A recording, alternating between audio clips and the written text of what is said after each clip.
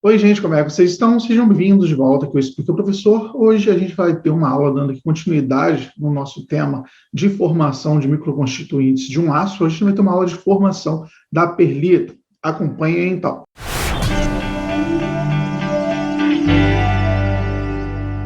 Bom, antes de qualquer coisa, eu gostaria de pedir para você que já acompanha aqui o canal para deixar um like aqui no vídeo, que se você chegou aqui agora, deixa o like também, que não custa nada. Lembra também de se inscrever no canal e ativar o sininho para você sempre ter notificação das novas aulas que vêm surgindo aqui.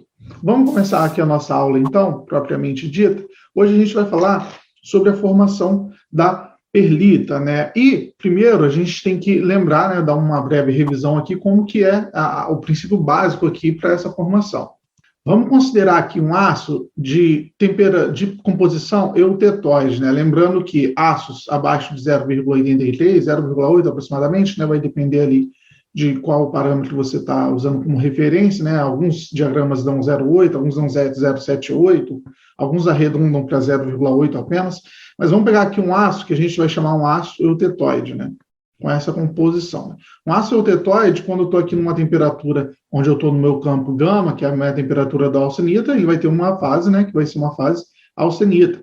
E à medida que eu vou resfriando ali, essa minha austenita aqui, que ela é CFC, né, inicialmente, ela vai chegar e ela vai atravessar o meu ponto eutetóide, né? Esse aqui é o meu ponto eutetóide. Nesse ponto eutetóide, eu vou ter uma transformação eutetóide que vai ser o meu alfa mais o meu Fe 3C, eu vou formar aqui o meu alfa mais o meu Fe 3C. O meu alfa é CCC e o meu Fe 3C, ele é ortorrômbico. Vou mudar aqui ortorrômbico, que não é tão importante para a gente agora. O mais importante é, se eu pego aqui, estou resfriando esse material, e eu venho aqui para esse meu campo alfa mais Fe 3C, o meu alfa ele vai ter uma composição aqui perto, né, de 0% de carbono, e o meu Fe 3C vai ter uma composição aqui perto de 6,67%, né, de carbono. Então, eu estou tendo aqui uma decomposição, né, da minha austenita em um alfa mais um Fe 3C, aqui numa transformação, né, quase estática, uma transformação estável. E então, quando eu resfrio esse aço para uma temperatura aqui ambiente, por exemplo, a minha fase gama ela não vai ser mais estável, ela vai formar aqui uma fase alfa e Fe 3C, que são a minha fase estável aqui no diagrama de equilíbrio. Esse alfa mais Fe 3C aqui vai ser a minha perlita, né? A minha perlita, ela não é uma fase, a gente vai chamar aquela de microconstituinte. Ele vai ser o meu alfa mais o Fe 3C, que é exatamente a formação aqui de lamelas de fase alfa e lamelas de sementita ali, uma ao lado da outra. Esse é o microconstituinte que a gente chama de perlita. E como a gente bem viu nas últimas aulas de sítios tetraédricos e octaédricos, a gente sabe aqui que o meu alfa ele é menos compacto. Ele tem uma estrutura CCC, ele é menos compacto que a minha austenita estrutura CFC. Ele tem menos sítios tetraédricos, menos sítios vazios, né, sítios menores tetraédricos e octaédricos. E o que isso vai influenciar? A minha capacidade de dissolução do carbono ela vai ser diferente, tanto na austenita quanto na ferrita, né? A gente vê aqui pelo limite de solubilidade. Então, quando eu estou tendo a minha transformação perlítica, né, a minha transformação eutetóide, a transformação da minha austenita no meu alfa mais o meu Fe 3C, eu vou ter ali uma solução que vai estar supersaturada e eu vou ter que expulsar aquele carbono da minha austenita de uma forma para ir para uma outra região, né, para eu poder tanto formar a minha ferrita quanto formar a minha cementita. Entender essa dinâmica ela é importante. Por quê? Porque quando eu estiver vendo aqui a minha formação, por exemplo, da minha perlita, né, essa imagem aqui, eu estou aqui numa estrutura que ela é uma estrutura gama, que ela está... Aqui eu vou começar a ter uma transformação que vai partir preferencialmente pelo meu contorno de grão. Aí, digamos que aqui eu comecei a expulsar carbono para uma região e eu formei o meu Fe 3C, né? Até porque eu estou saindo de uma região de um carbono intermediário, e eu tenho ali uma fase que é estável, que seria a minha ferrita, que deve ter pouco carbono. Então, esse carbono ele vai se difundir para uma região, ele vai se concentrar, formando o meu Fe 3C aqui. E a partir desse Fe 3C aqui, ele vai crescer um pouquinho mais, que eu vou vir para a minha segunda imagem aqui, e quando ele cresce um pouquinho mais, se aqui é uma região que está com muito carbono, a região aqui no entorno dele, ele vai estar com pouco carbono. Por quê? Porque esse carbono que estava ali, ele foi se concentrando numa região para formar o meu FFIC, e ele ali, por conseguinte, ele virou uma região pobre de carbono, porque naquela região ali eu acabei formando a ferrita, né? Eu tive um processo difusivo e acabei tendo uma região ali que localizadamente ficou pobre de carbono. Então, o que eu vou ter? Eu vou ter uma região rica de carbono, que vai ser o meu FFIC, e uma região pobre de carbono, que vai ser o meu alfa.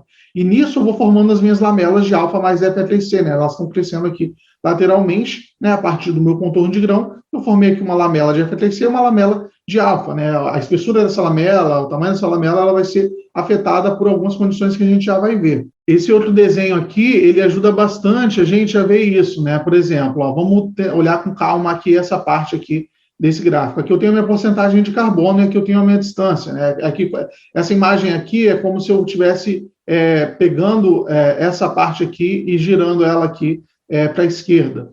Então, aqui nessa minha região, eu tenho uma região aqui onde eu estou crescendo a minha sementita, essa pretinha aqui, né, onde eu tenho uma concentração de sementita. Qual é a composição da minha sementita? 6,69% de carbono, que é essa composição aqui, ó, que é a minha composição da minha fase sementita. Então, essa região aqui do lado, ela ficou pobre de carbono, porque aqui eu tinha 0,8, que era a minha composição da minha austenita. Esse carbono que estava aqui, ele foi indo em direção à minha sementita. Então, essa região aqui ficou pobre. Então, por essa região aqui ficar pobre, ela vai pegar e vai crescer uma região aqui de ferrita no entorno. Então, daí que é formada essas minhas lamelas de sementita e ferrita. É como se eu tivesse mudado o estado, eu falei, ó, agora não pode ficar todo mundo com 0,8. Ou você vira 6,69 ou você vira 0,02. Então, todo mundo que era 6,69, eles se juntaram ali e formaram a sementita. E aquela região ali em volta, que não estava com carbono mais, que o carbono ele não queria mais se juntar, ela ficou pobre e formou a ferrita. Então, eu vou ter aqui uma lamela de ferrita e uma lamela de sementita. Aqui o mais importante é entender como que está acontecendo essa dinâmica, né? Eu estou formando aqui a minha sementita e o meu carbono aqui, ele veio para a direção da minha sementita, né? E essa região aqui, como ficou pobre de carbono, ela formou a minha ferrita. A lógica geral aqui é essa, né? Então, é isso. O meu FFIC, ele vai crescer preferencialmente aqui no meu contorno de grão, mas ele pode crescer em alguma descontinuidade também existente aqui no interior do meu grão, né? A gente já viu que esse processo de nucleação, ele sempre vai preferir alguma região de maior energia interfacial, de uma maior, uma localização com mais energia para ele nuclear, para ele crescer. Então, o contorno de grão, ele tende a ser esse tipo de estrutura, ou então, se eu tiver algum tipo de estrutura ali interna, uma inclusão ou uma segunda fase ali dentro do meu grão, de uma forma geral, ele também pode crescer. Ou a gente pode ver que também um crescimento lateral depois da minha perlita, a partir já de uma perlita que já havia sido crescida, que já tinha começado a crescer. Então, vamos só ver umas imagens aqui, para a gente sair só do teórico, de umas perlitas, né? Por exemplo, essa minha primeira imagem aqui é uma imagem de 50 vezes, eu tenho uma perlita aqui que está crescendo no meu antigo contorno de grão. Então, aqui, ó, vocês estão vendo que aqui é um contorno de grão, ó.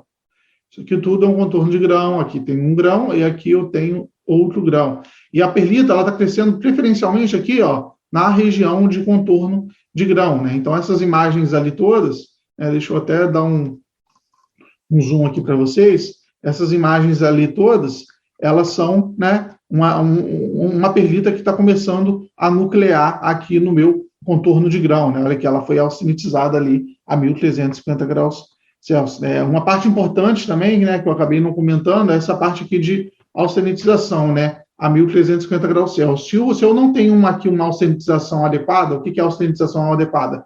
Que a minha austenita esteja com a composição de carbono bem uniforme por ela toda, se, por exemplo, aqui, por algum motivo, eu tenho uma quantidade de carbono maior aqui, então esse ponto aqui, ele pode ser um ponto de nucleação também da minha perlita, se eu tiver um gradiente de concentração dentro ali do meu grão de austenita. Essa aqui já é uma imagem de 150 vezes, aqui do meu aço parcialmente transformado, né? Então, aqui ele também está com a perlita já com um zoom um pouco maior, né? Isso aqui está tudo preto, é porque o zoom não é tão grande. Mas se a gente der um zoom maior, a gente consegue ver ali que tem camadas alternadas de perlita, né? Então, aqui, finalmente, eu tenho o meu aço totalmente transformado, né? Então, aqui eu vou ter uma região de ferrita, né? E uma região aqui também, essa região preta aqui é a minha região de perlita, né? O zoom não é tão grande, então a gente não consegue ver essas lamelas com tanta precisão. Mas se a gente pegar aqui, por exemplo, essa imagem que está com um aumento muito maior, essa imagem aqui, ó, é uma perlita, que foi obtida aqui por transformação de um aço perlítico, né, um aço tetóide, né, 1% manganês, 0,03% de nióbio, a 650 graus Celsius.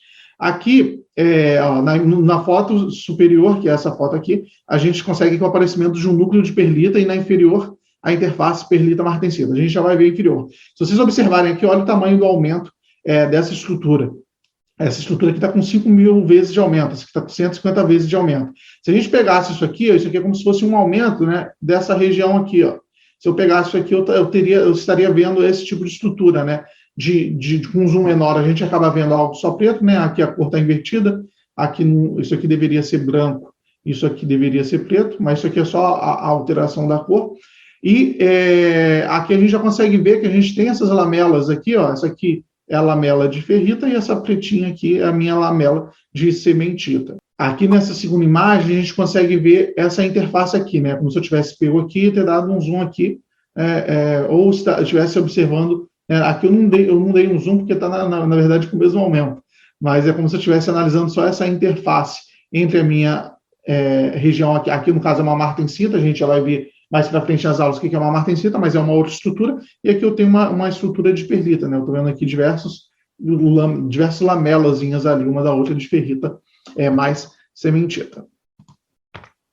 Bom, um ponto importante aqui para a gente falar ainda é que o crescimento isotérmico da perlita, a gente vai ver também o porquê que a gente está falando de isotérmico ou não. Nas próximas aulas a gente vai ver que tem diagramas que aqui essa transformação ela vai ocorrer de forma isotérmica, tem diagramas que ela não vai ocorrer de forma isotérmica. O que é uma transformação aqui isotérmica, né? Só para quem não lembra, isso aqui significa que a minha temperatura ela vai estar constante durante o meu processo, eu não vou variar a temperatura durante o meu processo, né? Na prática, a gente vê que isso não acontece tanto, a não ser que seja um processo bem controlado. Mas o crescimento aqui isotérmico da minha perlita, que é um estágio mais simples de a gente fazer uma modelagem matemática, com um equilíbrio local e difusão de carbono pela austenita, no volume, ou seja, eu estou considerando um processo de fusão, ele é dado aqui por essa relaçãozinha, onde a minha velocidade aqui, né, deixa eu ver os próximos pontos aqui, eu tenho aqui onde a minha velocidade de avanço da interface perlita-austenita, ou seja, eu tenho aqui uma interface, aqui eu tenho a minha austenita e aqui eu estou crescendo a minha perlita, né, nesse sentido. Essa aqui é a minha velocidade de crescimento, ela vai depender o quê? Da minha concentração 2 aqui. Quem que é a minha concentração 2? É a concentração de carbono na austenita, na interface perlita-austenita. O meu C0 é a minha concentração de carbono na ferrita ou cementita na minha interface. E a C1, perdão. E a minha C0 é a minha concentração de carbono na austenita distante da interface da perlita. Se a gente fosse olhar aqui nesse gráfico que eu botei aqui para vocês, o que é cada um desses, olha aqui, ó, C0, concentração de carbono na austenita distante da interface. Essa aqui, ó, esse diagrama aqui, ele está mostrando a minha quantidade de carbono em peso numa distância. Aqui eu tenho a minha interface. Por quê? Porque aqui eu tenho ferrita e aqui eu tenho austenita. Aqui eu também tenho uma outra interface, só que aqui eu estou considerando cementita. O meu C0 é esse ponto aqui, ó. Ela é a minha composição como se eu estivesse longe dessa interface, né? Aqui essa interface, aqui eu tenho meu gama e aqui eu estou crescendo a minha perlita. Aqui bem longe, a minha quantidade de carbono, ela vai ser exatamente a quantidade de carbono da minha austenita. Então esse é meu C0. O meu C1, ele vai ser a concentração de carbono na ferrita ou cementita na interface. Então, aqui, na minha interface perlita-austenita, né, eu vou ter aqui essa minha quantidade de carbono na minha ferrita ou a minha quantidade de carbono na minha cementita, aqui na interface, né, porque ele está encontrando com a interface e aqui ele é constante. E o meu C2, ele vai ser a minha concentração de carbono na austenita, né, que vai ser essa concentração aqui de carbono logo depois, né? Aqui a gente está vendo que essa concentração de carbono ela vai ser alguma coisa aqui ele está próximo de 1,1, mais ou menos, né? Aqui ele também está aqui nesse caso ele está próximo de 0,8% de carbono. O meu D aqui vai ser o meu coeficiente de difusão do carbono. Obviamente, isso aqui é um processo que ele depende da difusão para ele acontecer, então eu preciso de saber qual é o meu coeficiente de difusão do carbono ali para aquele aço, no caso. E o meu alfa aqui vai ser um fator de proporcionalidade. O meu S0 é o espaçamento interlamelar, né? Ou seja, a distância aqui de uma lamela para outra de alfa mais FLC. Essa lamela ela é considerada como uma lamela de ferrita e uma lamela de sementita, né? Se aqui eu tenho o meu Fe3C e aqui eu tenho a minha ferrita, digamos assim, né? Vamos botar de azul e vermelho. Então, no final das contas, essa distância aqui vai ser o meu S0, né? Vai ser a distância interlamelar. A gente tem que considerar uma ferrita mais uma sementita para ser considerada ali uma distância interlamelar. E a gente ainda aqui pegando para determinar quem é o meu S0, que é uma parte importante, às vezes depois a gente vai ver para propriedades, a gente consegue estimar se um aço é mais ou menos resistente, de acordo com a distância, com o tamanho das lamelas, com a distância interlamelar ali, que é formada durante o meu resfriamento. Então, eu consigo determinar ele aqui pela minha equação de Zener, né? O Zener, ele propôs uma equação para determinar qual que seria esse espaçamento interlamelar. E esse espaçamento interlamelar, segundo a equação de Zener, ele vai ser aqui dependente, né? Aqui, gente, é bom olhar essa equação, mas eu acho que o mais importante é a gente entender o sentido físico aqui do que está acontecendo. Eu tenho esse meu 2TE, quem que é o meu TE? É a minha temperatura eutetoide, ou seja, a temperatura onde vai ocorrer, ali no meu diagrama, aqui eu tenho o meu gama, a minha temperatura eutetoide é essa temperatura aqui onde está acontecendo. Menos esse sigma elevado a gama P, né? Quem que é esse sigma elevado a gama P? É uma questão aqui de energia interfacial entre a austenita e a perlita, ou seja, ele vai ser um processo ali que vai depender da interface onde eu estou realizando essa transformação, pode ser ali o meu contorno de grão, ele vai depender da energia interfacial ali entre a minha austenita e a minha perlita.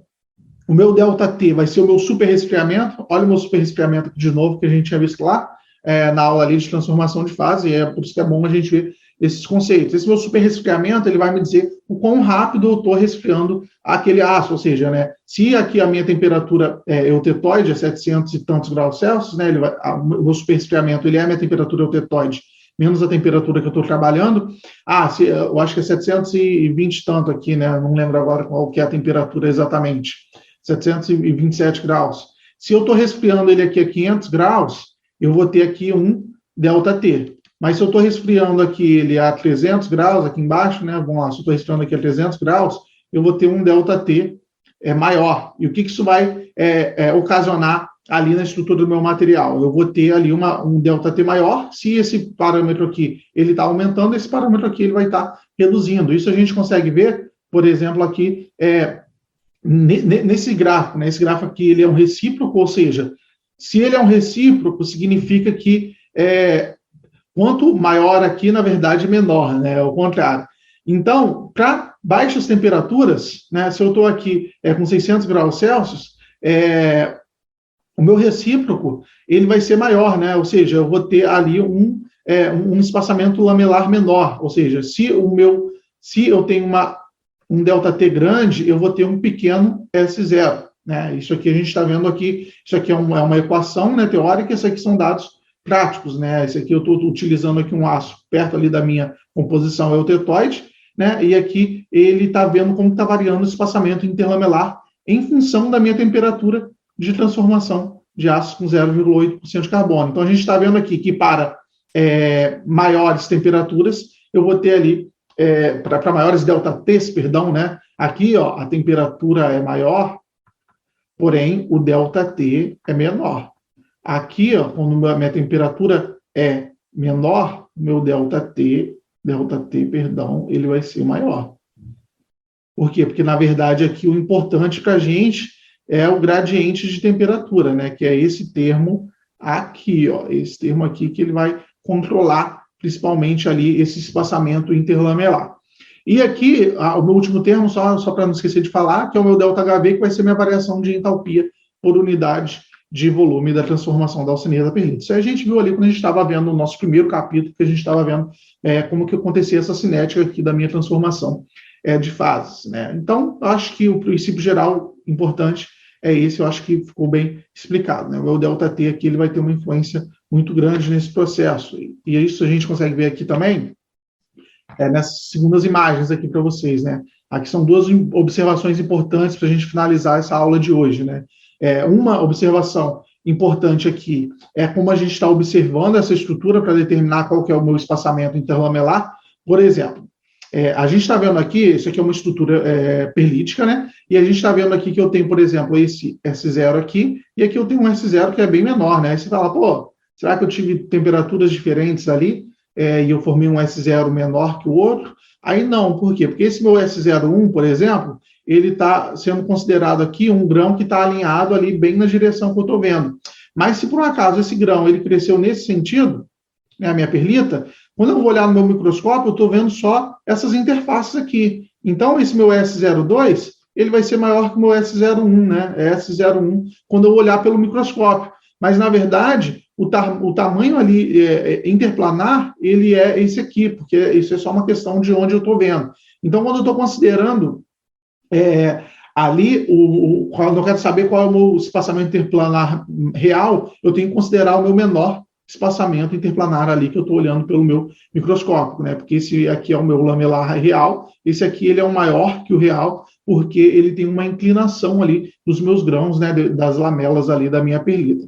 E por fim, gente, essa figura aqui 2.25, ele está me mostrando aqui, ó, eu tenho a variação do espaçamento interlamelar com a velocidade de crescimento da perlita, obtida a partir de dados experimentais. O que é isso? Se a minha perlita está crescendo mais rápido, né, eu tenho dois motivos para isso acontecer. Um deles pode ser ali o meu ΔT, que ele está mais rápido, ele está com um maior ΔT, ou tem algum fator interfacial ali que está influenciando esse crescimento da minha perlita. E esse gráfico aqui, ele reforça aquele que a gente tinha visto no último slide, né? Porque ele está mostrando o quê? Que para maiores velocidades, né? Aqui, ó, minha velocidade de formação da perlita, eu vou ter aqui um menor espaçamento interplanar, ó, interlamelar, né? Perdão. Não é interplanar, não, aqui eu não estou falando de plano atômico. É interlamelar, S0. Então, aqui, ó, aqui a gente está vendo que para cá eu estou crescendo meu espaçamento interlamelar, e aqui, por exemplo, para esse ponto aqui, ó, com uma velocidade bem alta, eu tenho esse espaçamento interlamelar, né, que deve ser 0,075, alguma coisa assim, e à medida que eu estou reduzindo a minha velocidade da formação da perlita, ou seja, eu estou tendo tanto questões interfaciais quanto velocidade de resfriamento, por exemplo, um ΔT ali menor, eu vou conseguir um espaçamento maior entre as minhas perlitas. E a gente vai ver nos gráficos, nas aulas posteriores, quando a gente estiver falando ali de transformação, diagrama TTT, que quanto maior a minha velocidade de resfriamento, considerando que eu estou tendo a minha transformação perlítica, quanto maior a minha velocidade de resfriamento, menor vai ser ali a minha distância interlamelar dessa perlita. Vou ter o que a gente chama, às vezes, de perlita fina ou perlita grossa. Mas isso aqui fica para uma outra aula, que é a ideia mais introduzir esse conceito aqui para ver como que está influenciando o meu ΔT ali na velocidade de formação da minha perlita. Bom, minha gente, a aula de hoje foi isso. Eu espero que vocês tenham aproveitado. Eu gostaria de passar aqui pedir para você se inscrever no canal, deixar o like, deixa seu feedback aí, que eu adoro receber o comentário de vocês. Caso essas aulas estejam ajudando você de alguma forma, se torne membro do canal, que você ajuda a apoiar o canal. Tem o Valeu aqui embaixo, que você pode apoiar também de uma forma pontual. Isso tudo ajuda a continuar produzindo aqui o conteúdo para vocês. Eu vejo vocês numa próxima aula aí. Tchau, tchau.